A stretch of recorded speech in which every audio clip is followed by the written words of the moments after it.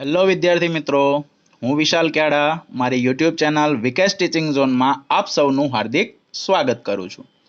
ગયા લેક્ચરની અંદર આપણે ઉદાહરણ નંબર 10 સુધી ભણ્યા અને ઉદાહરણ નંબર 10 સુધી આપણે ખૂબ જ અગત્યના દાખલાઓ ભણ્યા અને એ અગત્યના દાખલાઓ સાથે સાથે એને સોલ્વ કરવા માટેની શોર્ટ ટ્રીકોનો અભ્યાસ પણ કર્યો છે. જે શોર્ટ ટ્રીકો માટે મેં તમને કહ્યું હતું કે એનો ઉપયોગ આપણે નાના પ્રશ્નો એટલે કે MCQ અને SQ ને સોલ્વ કરવા માટે કરીશું. આજે આપણે એનાથી એક સ્ટેપ આગળ વધી અને સ્વાધ્યાય 1.3 એના દાખલાઓ આપણે ગણવાના છીએ. તો સ્વાધ્યાય 1.3 ની અંદર ક્વેશ્ચન નંબર 1 જે છે એમાં આપણને એવું કહ્યું છે કે નીચેની સંખ્યાઓને દશાંશ સ્વરૂપમાં લખો અને તે કેવા પ્રકારની દશાંશ અભિવ્યક્તિ છે તે જણાવો. ઓકે, સૌથી પહેલી રકમ આપણને આપેલી છે 36/100. હવે છેદમાં 100 છે તો આપણે પોઈન્ટને ડાબી બાજુ ખસેડીએ તો 0 પોઈન્ટ, હવે 36 છે તો 36 ભાગ્યા 100 કરીએ તો 2 પોઈન્ટ ડાબી બાજુ ખસે તો 0.36 થશે. હવે 0.36 એમાં દશાંશ ચિહ્ન પછી અહીંયા 6 પછી અટકી ગયું. એનો મતલબ કે આ જે છે એ શાંત દશાંશ અભિવ્યક્તિ છે. તો શાંત દશાંશ અભિવ્યક્તિ છે. ઓકે, તો કારણ તો એક સમયે આવ્યા પછી એ જે છે એ ત્યાં ને ત્યાં અટકી જાય છે, એનાથી આગળ જે છે એ આંકડાઓનું ફરીથી રિપીટેશન થતું નથી, એટલા માટે આપણે એને શાંત દશાંશ અભિવ્યક્તિ કહીએ છીએ. એના પછી બીજી રકમ આપી છે 1/11. ઓકે, હવે 1/11 નો પેલા ભાગાકાર કરી લઈએ તો 1/11. હવે 1 ને 11 વડે ભાગી ન શકાય તો 0 પોઈન્ટ કરીશું તો અહીંયા 0 આવશે. હજી 10 ને 11 વડે ભાગી નથી શકાતું તો એક બીજો 0 મૂકીએ તો અહીંયા પણ 0 આવશે. ઓકે, 11 × 9 = 99 થશે. ઓકે, તો 100 માંથી 99 જાય તો 1 વધશે. 0 મૂક્યો પણ ભાગ નથી ચલાવી શકાતો તો અહીંયા એક 0 મૂકીશું તો અહીંયા બીજો 0 મૂકી શકાશે. 100 × 9 = 99. અહીંયા ફરીથી આપણને શેષ મળીએ તો આવી રીતે આ સંખ્યાનું રિપીટેશન થયા કરે છે. તો 1/11 જે છે એને આપણે 0.0909 અપ ટુ અનંત સુધી સ્વરૂપે લખી શકીએ અને એને આપણે લખી શકીએ 0.0912. હવે 12 આવ્યો એનો મતલબ કે એ આવૃત્ત છે, પણ અનંત સુધી જાય છે એટલે આપણે એવું કહી શકીએ કે એની દશાંશ અભિવ્યક્તિ એ અનંત આવૃત્ત છે.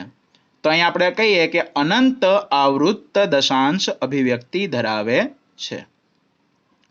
તો અનંત આવૃત્ત દશાંશ અભિવ્યક્તિ છે. ઓકે, એના પછી ત્રીજી રકમ આપણને આપી છે 4.1 સૌથી પહેલા તો આ મિશ્ર અપૂર્ણાંક જે છે ને આપણે અપૂર્ણાંકમાં ફેરવી નાખીએ તો 8 × 4 કરીએ તો 8 ચોક 32, 32 ને 1 33 તો 33/8 થશે. તો અહીંયા સૌથી પહેલા આપણે 33/8 કરી લઈએ તો 33/8 કરીએ તો 8 ચોક 32 થશે.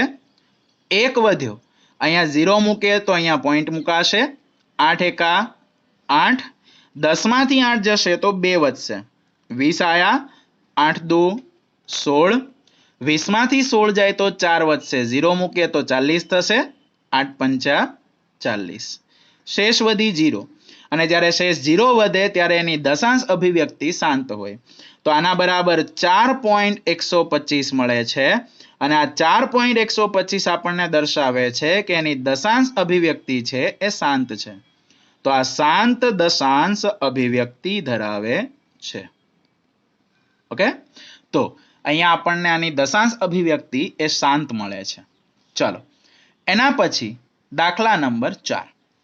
હવે ચોથામાં આપણને એવું કહ્યું છે કે 3/13. હવે 3/13 કરવા છે તો સૌથી પહેલા એનો ભાગાકાર કરીએ તો 3/13. હવે 3 ને 13 વડે ભાગી નથી શકાતા તો અહીંયા આપણે જો 0 મૂકીએ તો અહીંયા 0 પોઈન્ટ આવશે. ઓકે, 13 દુ 26 થશે. 30 માંથી 26 જાય તો 4 વધશે. 0 મૂકીએ 40 થશે. 13 તરી 39 થશે. 40 માંથી 39 જાય તો 1 વધશે. પાછળ 0 મૂકીએ તો 10 ને 13 વડે ભાગી નથી શકાતા તો એક બીજો 0 મૂકીએ તો અહીંયા ભાગફળમાં પણ એક 0 આવશે. 100 થઈ ગયા. તો 13 સિત્તા 91 થશે. હવે 100 માંથી 91 જાય તો 9 વધશે, પાછળ 0 મૂકીએ તો 90 થશે. 13 છંગ 78 થશે. 90 માંથી 78 જાય તો 12 વધશે, પાછળ એક 0 મૂકીએ 120 થશે. 13 નવ્વા 117 થશે. અને 120 માંથી 117 માઇનસ કરીએ તો 3 થશે. ફરીથી આખું બધું જ રિપીટેશન થાય છે, એનો મતલબ કે અહીંયા આ ફરીથી એનું રિપીટેશન થશે. તો આપણો જે જવાબ છે એ કંઈક આવો મળે છે 0.230769 230769 અપ ટુ અનંત સુધી. તો આના બરાબર આપણે લખી શકીએ 0.230 નો 12. હવે 12 આવ્યો એનો મતલબ કે એ અનંત આવૃત્ત દશાંશ અભિવ્યક્તિ છે. તો અનંત આવૃત્ત દશાંશ અભિવ્યક્તિ ધરાવે છે. ઓકે, ચાલો એના પછી દાખલા નંબર 5 શું આપ્યું છે? તો 2/11 છે. હવે 2/11 છે તો પેલા એનો ભાગાકાર કરી જોઈએ. 2/11. ઓકે, 2 ને 11 વડે સીધા ભાગી શકાતા નથી, તો આપણે શું કરીએ? તો અહીંયા 0 લખીએ. તો અહીંયા 0 લખતી વખતે અહીંયા 0 પોઈન્ટ લખાશે. 11 એકા 11. ઓકે, ચલો હવે 11 એકા 11 આયા, વધ્યા 9, તો પાછળ 0 મૂકીશું.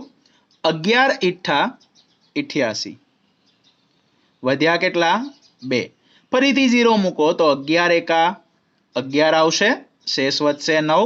તો આને આ સંખ્યાનું રિપીટેશન ચાલુ રહેશે. તો 2/11 બરાબર 0.18 અપ ટુ અનંત સુધી. એને આપણે લખી શકીએ 0.18 નો 12. હવે 18 ની ઉપર આપણે 12 લખ્યો, એનો મતલબ કે આપેલ સંખ્યાની દશાંશ અભિવ્યક્તિ એ અનંત આવૃત્ત છે. તો અનંત આવૃત્ત દશાંશ અભિવ્યક્તિ ધરાવે છે.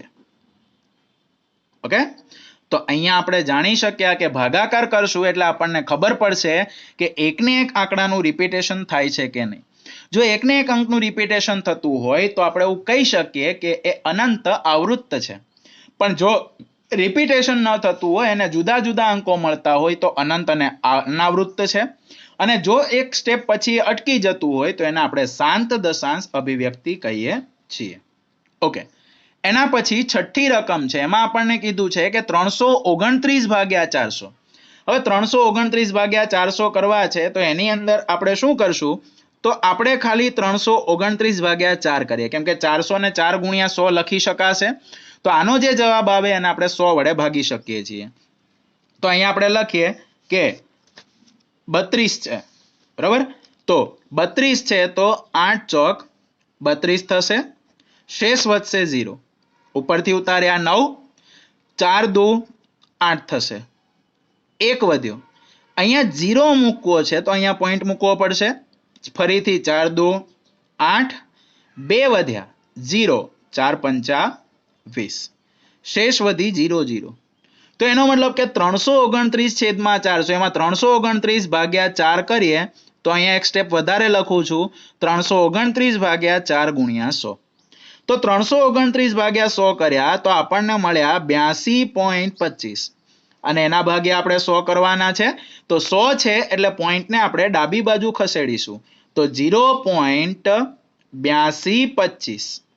હવે 0.8225 એ 5 સુધી આવ્યા પછી અટકી જાય છે, અને 5 સુધી આવ્યા પછી જો એ અટકી જતું હોય તો એ શાંત દશાંશ અભિવ્યક્તિ ધરાવે છે.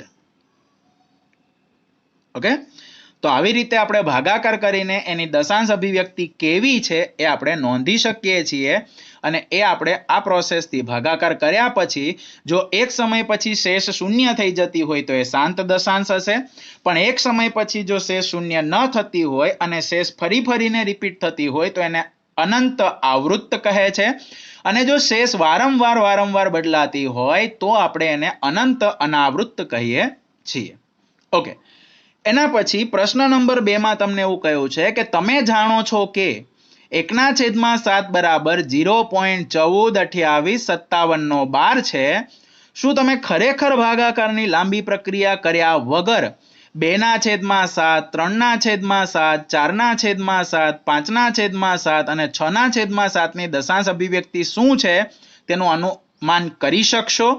જો હા તો કેવી રીતે? તો અહીંયા આપણે આન્સર લખીએ એનો કે હા,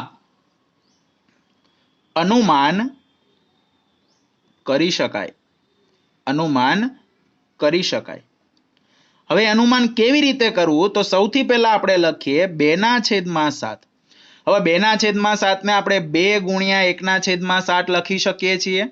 તો બરાબર 2 ગુણ્યા 1/7 એટલે 0.142857 છે.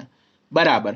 ગુણાકાર કરતા જઈએ તો 7 દુ 14 નો ચોગડો વધી 1, 5 દુ 10 ને 1 11 વધી 1, 8 દુ 16 ને 1 17 વધી 1, 2 દુ 4 ને 1 5, 4 દુ 8 અને 4 એકા 2 એકા 2. તો 0.285714. ઓકે.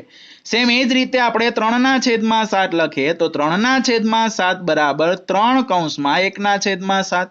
તો બરાબર 3 ગુણ્યા 0.142857 બરાબર 7 તરી 21 વધી 2, 5 તરી 15 ને 2 17 વધી 1, 8 તરી 24 ને 1 25 વધી 2, 3 દુ 6 ને 2 8, 4 તરી 12 નો બગડો વધી 1, 3 એકા 3 ને 1 4. તો 0.428571 ઓકે. એ જ રીતે 4/7 બરાબર 4 કૌંસમાં 1/7 બરાબર 4 ગુણ્યા 0.142857 7 ચોક 28 વધી 2, 5 ચોક 20 ને 2 22 વધી 2, 8 ચોક 32 ને 2 34 વધી 3, 4 દુ 8 ને 3 11 નો એકડો વધી 1, ચોકું ચોકું 16 ને 1 17 વધી 1, 4 એકા 4 ને 1 5. તો 0.571428. એ જ રીતે 5/7 બરાબર 5 કૌંસમાં 1/7 બરાબર 5 ગુણ્યા 0.142857 બરાબર 7 પંચા 35 નો પાંચડો વધી 3, પાયો પાયો 25 ને 3 28 વધી 2, 8 પંચા 40 ને 2 42 વધી 4, 5 દુ 10 ને 4 14 નો ચોગડો વધી 1, 5 ચોક 20 ને 1 21 નો એકડો વધી 2, 5 એકા 5 ને 2 7. તો 0.714285.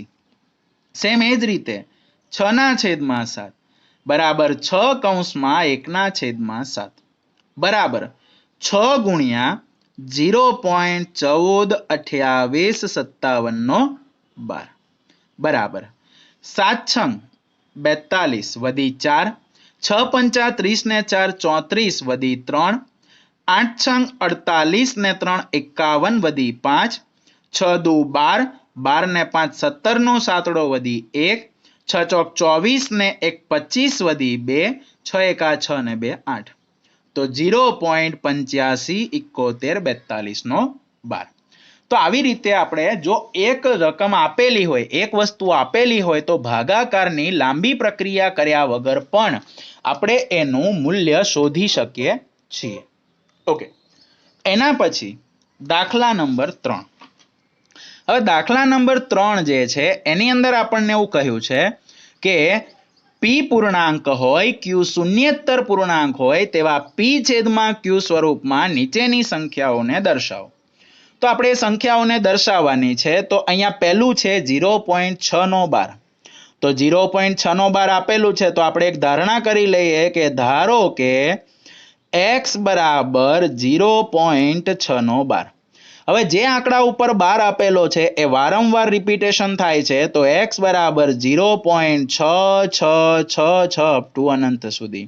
સમીકરણ નંબર 1 કહી દઈએ. હવે તમને મેં કીધેલું છે કે જેટલા અંકો ઉપર 12 હોય એટલા શૂન્યવાળા 10 ના ગુણક સાથે ગુણવાના. તો અહીંયા એક જ આંકડા ઉપર 12 છે તો અહીંયા આપણે એવું કહીએ કે સમીકરણ 1 ને 1 ની પાછળ 1 0 તો 10 વડે જેટલી અંકો ઉપર 12 હોય એટલા 0 મૂકવાના. તો એક અંક ઉપર 12 છે તો 10 વડે ગુણતા. હવે જો એને 10 વડે ગુણવામાં આવે તો માટે 10x બરાબર, હવે 0.6666 ને 10 વડે ગુણીએ તો એક પોઈન્ટ જે છે એ જમણી બાજુ ખસે તો 6.6666 અપ ટુ અનંત સુધી. આને કહી દો સમીકરણ નંબર 2. હવે સમીકરણ 2 માંથી, કેમ કે મોટું 2 છે તો સમીકરણ 2 માંથી એકને બાદ કરતા. હવે સમીકરણ 2 માંથી એકને જો બાદ કરવામાં આવે તો 10x બરાબર 6.6666 અપ ટુ અનંત સુધી અને x બરાબર 0.6666 અપ ટુ અનંત સુધી. બાદ કરવાના છે તો નિશાની બદલાશે.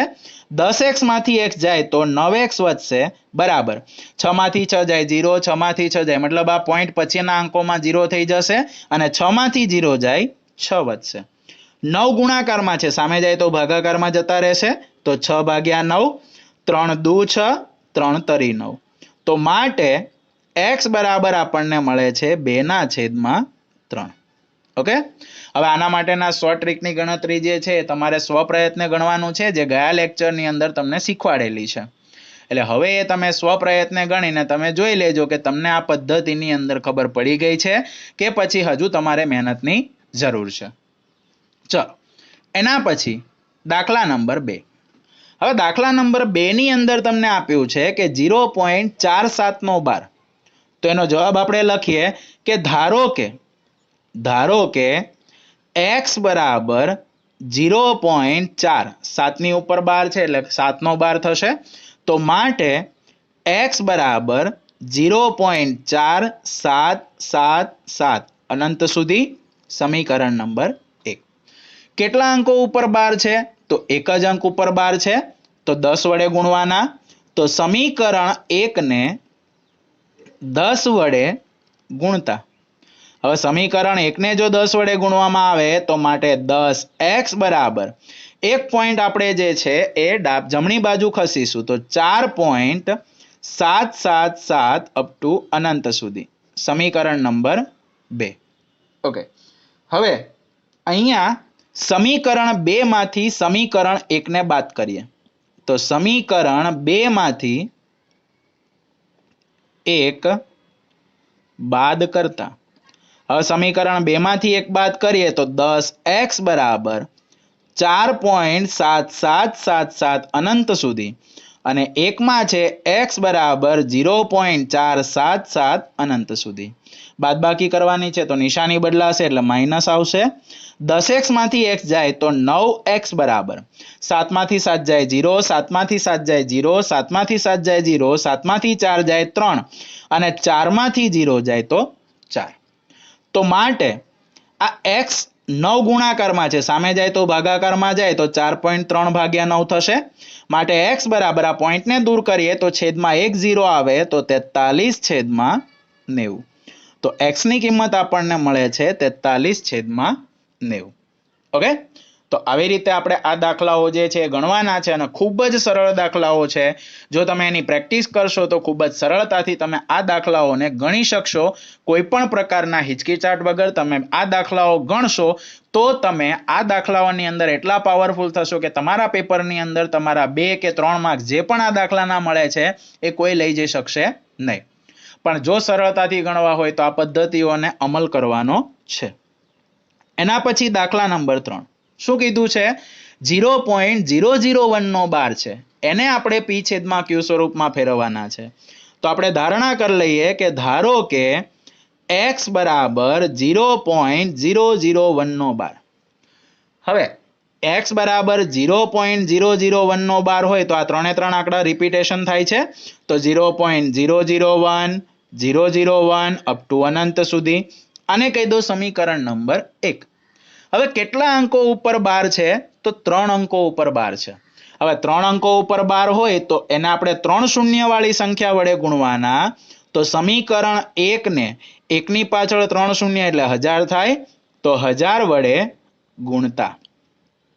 હવે જો એને 1000 વડે ગુણીએ તો અહીંયા x ને 1000 વડે ગુણીએ તો 1000x થશે બરાબર. આને 1000 વડે ગુણીએ તો 3 પોઈન્ટ જે છે એ જમણી બાજુ ખસીએ તો 1 ના પછી પોઈન્ટ આવે તો અહીંયા આવશે 1.001 001 અપ ટુ અનંત સુધી. આને કહી દો સમીકરણ નંબર 2. હવે સમીકરણ 2 માંથી સમીકરણ 1 ને બાદ કરીએ તો સમીકરણ 2 માંથી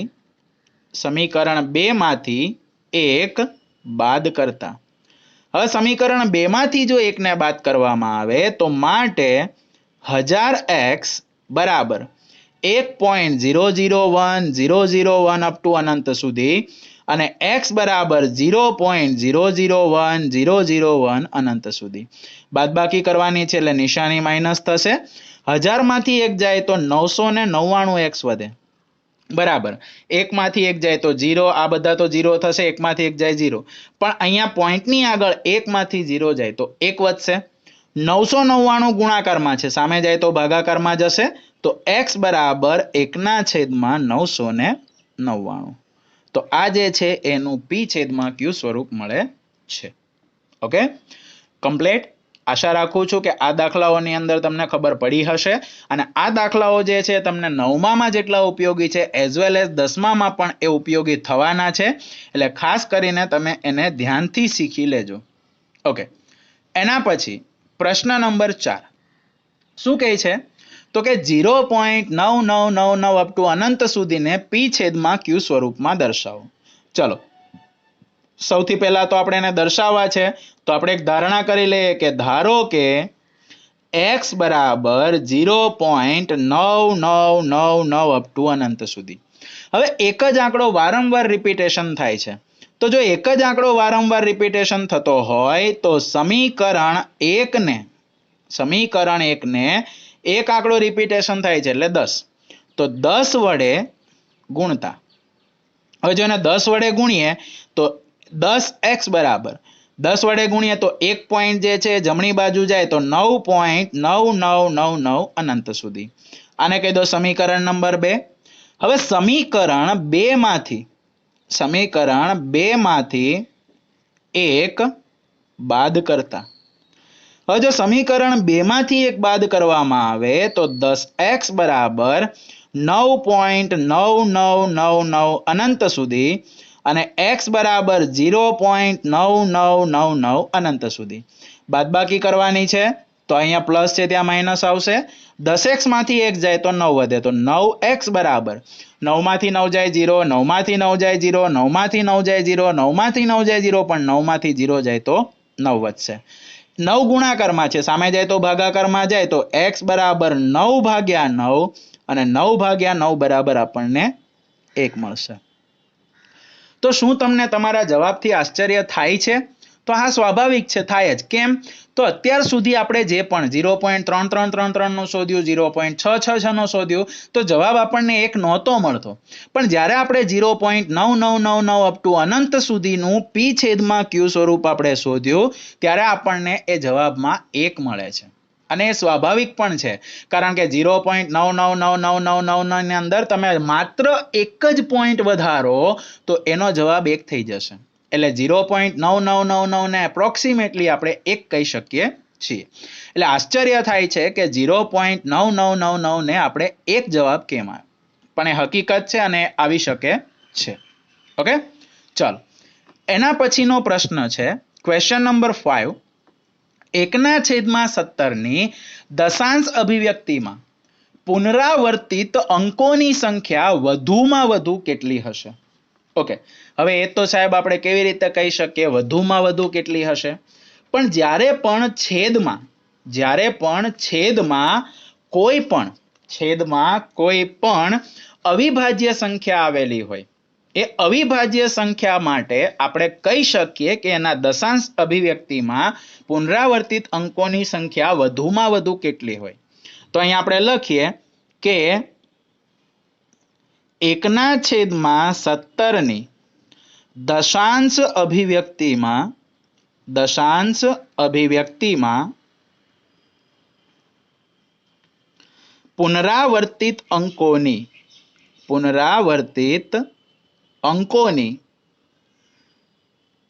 સંખ્યા વધુમાં વધુ વધુમાં વધુ. હવે છેદ કેટલો છે 17, એમાંથી એક માઇનસ કરો તો 17 - 1 એટલે 16. તો વધુમાં વધુ 16 હોઈ શકે. હવે વધુમાં વધુ તો બેટા અહીંયા ધ્યાન રાખવાનું કે વધુમાં વધુનો મતલબ થાય કે એટલી અથવા એના કરતા ઓછી. હું એમ બોલું કે વધુમાં વધુ 16, એનો મતલબ એવો નથી કે 16 ફિક્સ થઈ જાય કે 16 જ હોવી જોઈએ, પણ એ 16 અથવા 16 કરતા નાની થાય, 16 કરતા વધે નહીં. એટલે વધુમાં વધુ 16 હોઈ શકે. હવે તમને એવું કીધું છે કે તમારો જવાબ ભાગાકાર કરીને ચકાસો. તો અહીંયા આપણે ભાગાકાર કરવાનો છે અને ભાગાકાર કરીને આ જવાબને ચકાસવાનો છે કે આપણે જે કહીએ છીએ કે ભાઈ વધુમાં વધુ 16 અંકો પુનરાવર્તિત થશે, એ સત્ય છે કે નહીં. તો ચાલો આપણે એનો ભાગાકાર કરીએ તો 1/17. હવે 1 ને 17 વડે ભાગી નથી શકાતું, તો અહીંયા 0 પોઈન્ટ કરીએ તો અહીંયા એક 0 મુકાશે. હજુ 10 ને પણ આપણે 17 વડે નથી ભાગી શકતા, તો અહીંયા ફરીથી 0 મુકાશે. તો અહીંયા એક બીજો 0 મુકાશે. હવે 17 પંચા 85 થશે. 100 માંથી 85 જાય તો 15 વધશે, 150 થશે. 17 ઈઠ્ઠા 136 થશે. હવે 50 માંથી 150 માંથી 136 જાય તો 14 વધશે, એક બીજો 0 મૂકીએ, 140 થશે. તો 17 ગુણ્યા 8 કરીએ એટલે આપણને ફરીથી 136 મળશે. 140 માંથી 136 જાય તો 4 વધશે, 40 થશે.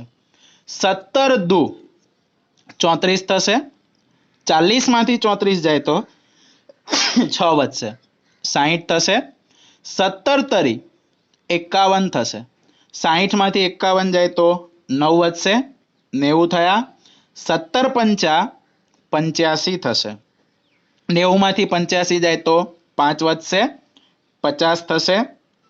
ઓકે. 17 દુ 34 થશે, કેમ કે 17 તરી 51 વધી જાય. 50 માંથી 34 જાય તો 16 વધશે, એક 0 મૂકીએ. 17 દુ 34, પછી આપણે એવું કહીએ કે 17 નવા 153 થશે. તો અહીંયા વધશે 7, 70 થયા. 17 ચોક 68 થશે. 70 માંથી 68 જાય તો 2 વધશે, 20 થશે. 17 એકા 70 થશે. કેટલા વધ્યા? 3, તો 30 થશે. 17 એકા 17, 17 દુ 34, તો અહીંયા ફરીથી 1 આવશે, તો 17 એકા 17. 30 માંથી 17 જાય તો 13 વધશે, 130 થશે. 17 સિત્તા 119 થશે. 130 માંથી 119 જાય તો 11 વધશે, 110 થશે. 17 છંગ 102 થશે. 110 માંથી 102 જાય તો 8 વધશે, 80 થશે. 17 ચોક 68 થશે. કેટલા વધશે? તો 12, 120 થયા. અને 17 સિત્તા 119 થશે. ફરીથી 1 આવ્યો. તો 1 થી ચાલુ કર્યું હતું, ફરીથી પાછો આપણને શેષ તરીકે 1 મળે છે. એનો મતલબ આ આંકડા આગળ ને આગળ પુનરાવર્તિત થશે. તો 1/17 બરાબર 0.058 82 35 29 41 17 64 7. અને આની ઉપર આપણે 12 ની નિશાની કરી શકીએ. તો હવે તમે ગણી શકો કે પુનરાવર્તિત થતા અંકો તો 1 2 3 4 5 6 7 8 9 10 11 12 13 14 15 અને 16. તો વધુમાં વધુ 16 અંકો પુનરાવર્તિત થશે, 16 થી વધારે નહીં હોય. પણ વધુમાં વધુનો મતલબ આપણે એવો કહી શકીએ કે 16 અથવા 16 કરતા ઓછા, 16 કરતા વધારે હશે નહીં. ઓકે. એના પછી આપણને પ્રશ્ન પૂછ્યો છે કે જેમાં P અને Q ને એક સિવાયનો કોઈ સામાન્ય અવયવ હોય તેવી અને દશાંશ અભિવ્યક્તિ શાંત હોય તેવા P છેદમાં Q સ્વરૂપમાં સમય સંખ્યાના કેટલાક ઉદાહરણો લખો. તો આપણે સૌથી પહેલા એ ઉદાહરણ લખી દઈએ કે આપણી પાસે એક સંખ્યા છે જેનો છે 1/2. હવે 1/2 ની દશાંશ અભિવ્યક્તિ કરશું તો 1/2 બરાબર 0.5. એ જ રીતે જો હું કરું 1/3, તો 1/3 બરાબર આપણને મળે છે 0.333 અપ ટુ અનંત સુધી, અને એને આપણે લખી શકીએ છીએ 0.3 એ જ રીતે જો હું કરું 1/4 તો 1/4 બરાબર 0.25 મળે છે. એ જ રીતે જો હું કરું 1/5 તો 1/5 જે છે એનું મૂલ્ય મળે છે 0.2. એ જ રીતે 1/7 કરીએ તો 1/7 નું મૂલ્ય આપણે આગળ પણ દાખલાઓમાં ગણેલું છે 14, 28, 57/12. એ જ રીતે આપણે જોઈએ 1/8 બરાબર 0.125 થાય છે. ઓકે, આટલા ઉદાહરણો કાફી છે. હવે આ ઉદાહરણોની અંદર તમે જોઈ શકો છો કે જો છેદમાં 2 હોય, 4 એટલે 2 નો વર્ગ છે, 5 હોય, 8 એટલે 2 નો ઘન છે. તો જો છેદમાં 2 અથવા તો 5 સિવાયના કોઈ પણ અવિભાજ્ય અવયવો હોય, 3 હોય, 7 હોય, તો આપણને દશાંશ અભિવ્યક્તિ અનંત આવૃત્ત મળે છે. પણ જો 2 અને 5 હોય તો એની દશાંશ અભિવ્યક્તિ આપણને શાંત સ્વરૂપની મળે છે. તો અહીંયા આપણે એવું લખીએ કે ઉપરના ઉદાહરણો પરથી અનુમાન થઈ શકે છે કે સમય સંખ્યા p છેદમાં q માં q ને 2 અને 5 સિવાયના કોઈ પણ અવિભાજ્ય અવયવો ન હોય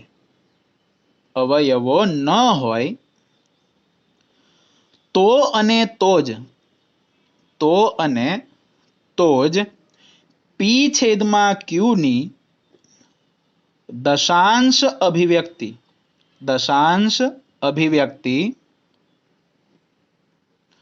શાંત સ્વરૂપની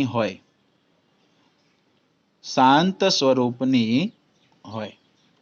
બરાબર? તો અહીંયા આપણે એવું વિચાર્યું કે ભાઈ જો એના છેદની અંદર તમે છેદના અવિભાજ્ય અવયવો પાડો તો એમાં 2 અને 5 સિવાય કોઈ પણ અવયવ ન હોય તો અને તો જ એ શાંત દશાંશ અભિવ્યક્તિ ધરાવે છે. તો આના ઉપરથી આપણે એક નોટિફિકેશન લખીએ જે આપણે યાદ રાખવાનું છે, અને આ જે વાક્ય છે એ ધોરણ 10 માં પ્રમેય સ્વરૂપે તમને આપેલું છે કે સમય સંખ્યા p છેદમાં q ની દશાંશ અભિવ્યક્તિ શાંત સ્વરૂપની ત્યારે જ હોય જ્યારે q બરાબર 2m ઘાત 5n ઘાત હોય, જ્યાં m અને n પૂર્ણ સંખ્યાઓ હોય. ઓકે, તો આ જે વાક્ય છે ધોરણ 10 ની અંદર તમને પ્રમેય સ્વરૂપે આપેલું હશે. અહીંયા આપણે એમ લખ્યું છે કે ભાઈ દશાંશ અભિવ્યક્તિ જે છે એ શાંત સ્વરૂપની હોવી જોઈએ. તો એ શાંત સ્વરૂપની હોવા માટે આપણે વાત કરી કે ભાઈ એ શાંત સ્વરૂપની હશે. કારણ એક છે કે એની અંદર છેદમાં ક્યાંય પણ અવયવ તરીકે 2 અને 5 સિવાયની સંખ્યાઓ આવી જોઈએ નહીં. ઓકે, એના પછી આપણે વાત કરીએ ક્વેશ્ચન નંબર 7 ની. તો ક્વેશ્ચન નંબર 7 જે છે એમાં તમને એવું કીધું છે કે જેની અભિવ્યક્તિ અથવા તો દશાંશ અભિવ્યક્તિ અનંત અનાવૃત્ત હોય તેવી 3 સંખ્યાઓ લખો. હવે આની અંદર તો જવાબ આપવામાં આપણે ક્યાંય વિચાર કરવા પણ છે જ નહીં, કારણ કે અનંત અનાવૃત્ત. તો અનંત અનાવૃત્તમાં 0 પોઈન્ટ હું 10 લખું, પાછળ 0 વધારતા જઈએ તો 100, બીજો એક 0 વધારીએ તો 1000, બીજો એક 0 વધારીએ તો 10,000. આવી રીતે આગળ વધીએ તો પહેલી સંખ્યા મળી ગઈ. હવે હું લખું 0.15, પાછળ એક 0 વધારું 150, પાછળ એક 0 વધારું 1500, એક 0 વધારું 15000 અપ ટુ અનંત સુધી. 18 લઈ લઉં તો 0.18, 180, 1800, 18000 અપ ટુ અનંત સુધી. તો આ ત્રણ જે સંખ્યાઓ છે એ અસમય સંખ્યાઓ છે કે જેની દશાંશ અભિવ્યક્તિ અનંત અને અનાવૃત્ત છે. ઓકે, એના પછી પ્રશ્ન નંબર 8 શું કીધું છે? તો કે સમય સંખ્યાઓ 5/7 અને 9/11 માં વચ્ચે આવતી 3 ભિન્ન અસમય સંખ્યાઓ શોધો. હવે 5/7 અને 9/11 ની વચ્ચે આવતી ભિન્ન અસમય સંખ્યાઓ જ્યારે શોધવાની છે ત્યારે સૌથી પહેલા ભાગાકાર કરીએ 5/7. હવે 5 ને 7 વડે ભાગી નથી શકાતું તો અહીંયા 0 પોઈન્ટ લખીએ તો અહીંયા 0 લખાશે. 77 49, 1 વધ્યો 10 થયો, 7 એકા 7, 10 માંથી 7 જાય તો 3 વધશે 30 થશે, 7 ચોક 28, 30 માંથી 28 જાય તો 2 વધે 20 થશે, 7 દુ 14, 20 માંથી 14 જાય તો 6 વધશે 60 થશે, 7 ઈઠ્ઠા 56, 60 માંથી 56 જાય તો 4 વધશે 40 થશે, 7 પંચા 35, તો 40 માંથી 35 જાય તો 5 વધશે. ફરીથી પાછું પહેલું પદ આવી ગયું છે. તો આ જે અંકો છે ફરીને રિપીટ થશે. તો આપણે એવું કહી શકીએ કે ભાઈ 5/7 બરાબર 0.714285 અને વારંવાર આ આંકડા રિપીટ થવાના છે એટલે એની ઉપર આવશે 12. બીજી સંખ્યા છે 9/11. ઓકે, હવે 9 ને 11 વડે ભાગી નથી શકાતો તો અહીંયા 0 પોઈન્ટ કરશું તો અહીંયા પોઈન્ટ 0 મુકાશે. ઓકે, તો 11 ઈઠ્ઠા 88 થશે, 90 માંથી 88 જાય તો 2 વધશે 20 થશે, 11 એકા 11, 20 માંથી 11 જાય તો 9 વધશે. તો ફરીથી એનું એ રિપીટેશન થાય છે તો અહીંયા આપણે 9/11 લખીએ તો 9/11 બરાબર 0.8181 અપ ટુ અનંત સુધી જશે. તો એને આપણે લખી શકીએ 0.81/12. ઓકે, હવે તમને એવું કીધું છે કે 3 ભિન્ન અસમય સંખ્યાઓ લખવાની છે. તો તમારે પહેલા બે આંકડાને જ પકડવાના. અહીંયા 71 છે, અહીંયા 81 છે. તો અહીંયા આપણે વાક્ય લખીએ કે 5/7 અને 9/11 ની વચ્ચેની અસમય સંખ્યાઓ. ઓકે, અહીંયા 71 છે, અહીંયા 81. 71 અને 81 ની વચ્ચેની કોઈ પણ અંક તમે લઈ લો તો ધારો કે 72 લઈ લઈએ. તો પહેલા 72 લખ્યા, 0 વધારો 720 થશે, 0 વધારો 7200 થશે, 0 વધારો 72000 થશે અપ ટુ અનંત સુધી. હવે 72 ની જગ્યાએ 75 લઈ લો કેમ કે 71 અને 81 ની વચ્ચે આવે છે. તો 75, 750, 7500, 75000 અપ ટુ અનંત સુધી. 80 લઈ લો કેમ કે 81 કરતા નાના છે તો 80, 800, 8000, 80000 અપ ટુ અનંત સુધી.